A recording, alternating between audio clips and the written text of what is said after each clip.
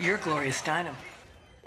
Artista, escritora, reputada oradora pública e incansable defensora de los derechos de la mujer en todo el mundo. Gloria Steinem me acompaña en The Global Conversation. La lista de personas que han recibido este premio de comunicación y humanidades es ilustre. Permítame comenzar preguntándole dónde comenzó todo para usted. ¿Cuál fue el momento en que se convirtió en feminista por primera vez? Creo que al igual que los niños de todo el mundo, en cierto modo, siempre lo fui. Ocurre cuando se dicen cosas como, tú no eres mi jefe.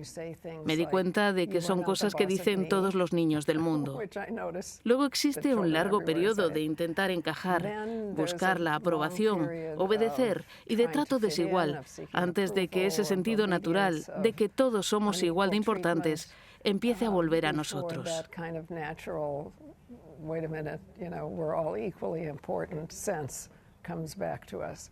En mi caso, no se produjo realmente un movimiento feminista hasta que estaba cerca de cumplir 40 años. Así que, independientemente de mis sentimientos personales, no entendí que se pudiera producir un movimiento de este tipo. ¿Cómo describiría los cambios? ¿Se siente cansada por haber estado haciendo campaña durante tanto tiempo? ¿Siente que las cosas han cambiado drásticamente o no? No, cuando veo factores tan descomunales como la desigualdad salarial o la desigualdad con respecto a la herencia, o cuando veo factores como, por ejemplo, la imposibilidad de mantener el propio apellido. Es entonces cuando contemplo grandes injusticias, sexismo, racismo, sesgos de grupo. Como era periodista y nunca tuve un trabajo al uso, no formaba parte de una gran organización. Experimenté el sesgo de otras formas. Así pude comprobar el tipo de asignaciones que podía conseguir, pero no de la misma manera que si hubiese formado parte de una gran organización.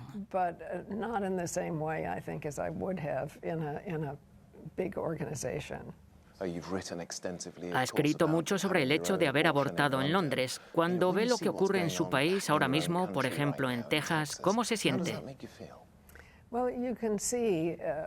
Como señala, puede ver que en Texas la gran mayoría de la gente está de acuerdo en que la mujer debería poder decidir lo que sucede con su cuerpo en cuanto al aspecto físico. Pero hay 4 o 5 hombres en la legislatura que lo impiden. Se observa la razón básica de la racionalidad, del sesgo, del patriarcado, que es el control de la reproducción. Solamente las mujeres tienen útero, así que el deseo y la necesidad política de controlar el útero de las mujeres, la propia naturaleza del patriarcado, ha estado con nosotros desde los tiempos de Hitler. Quiero decir que lo primero que hizo Hitler, y debemos recordar que resultó elegido, lo primero que hizo fue cerrar las clínicas familiares y declarar el aborto como un crimen contra el Estado. En tiempos de Napoleón III, en realidad no fue el papado quien condenó el aborto. Fue el propio Napoleón III quien pidió al Papa que lo ilegalizara porque querían más gente para sus ejércitos.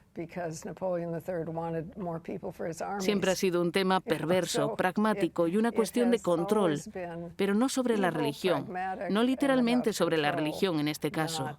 Y dado que las mujeres tienen pechos, hemos estado luchando contra todo esto desde entonces. En ese sentido es como el racismo, se trata del sistema.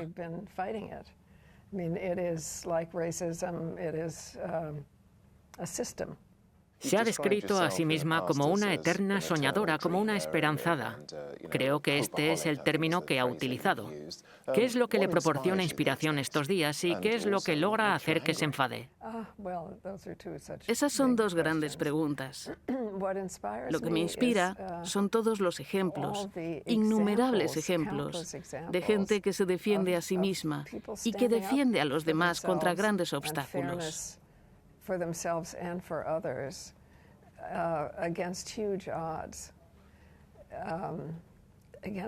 Contra la pobreza, contra los prejuicios, contra las enseñanzas religiosas.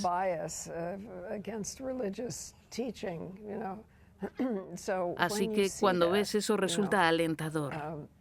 De hecho, en todos los países en los que he estado en mi vida, hay niños pequeños que dicen cosas como tú no eres mi jefe, y eso es estimulante en sí mismo.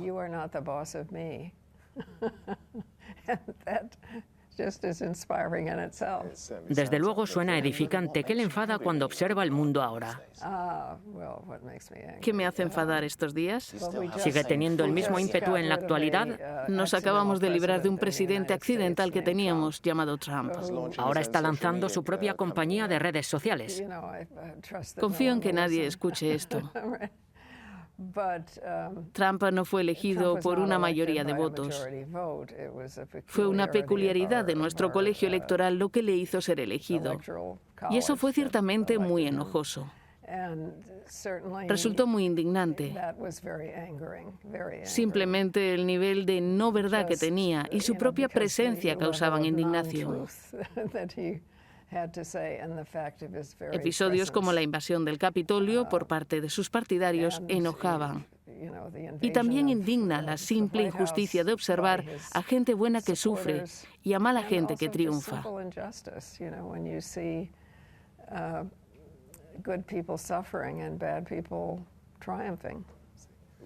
Parece que estamos en la tercera o cuarta oleada de un movimiento de revolución de las mujeres. ¿Qué papel diría que han desempeñado las redes sociales en ello?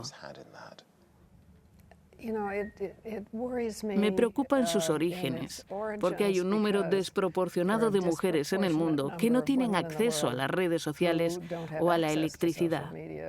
Son mujeres que viven en zonas sin este tipo de cosas. Y eso me preocupa porque parece que el mundo se está polarizando entre quienes tienen acceso a la tecnología y quienes no lo tienen.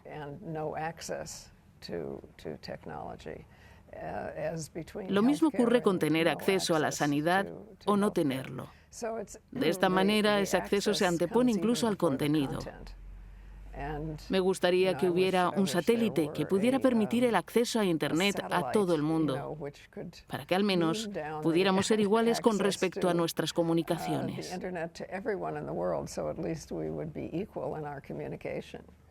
También quería preguntarle por su vida en la carretera. Ha pasado mucho tiempo viajando y ese aspecto se ha llevado a la gran pantalla en una destacada producción de Hollywood titulada The Glorias. ¿Está contenta con el resultado?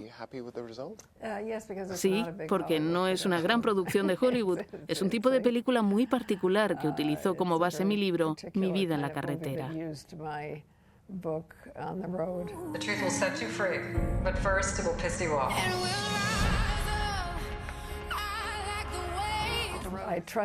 Confié plenamente en la directora y pienso que ha hecho un trabajo maravilloso. ¿Cómo fue verse a sí misma, o al menos esas interpretaciones de sí misma a lo largo de los años? Bueno, por supuesto, una persona nunca se ve a sí misma. Pero había 4 actrices diferentes que interpretaban mi personaje a diferentes edades. Algunas de las escenas eran reales y no sé cómo es posible. Es decir, ni siquiera estaban en mi libro. Así que no sé cómo se hicieron realidad. El momento de estar en un vagón de tren de tercera clase, con mujeres en la India, es exactamente como lo recuerdo. Así que contiene una especie de mística.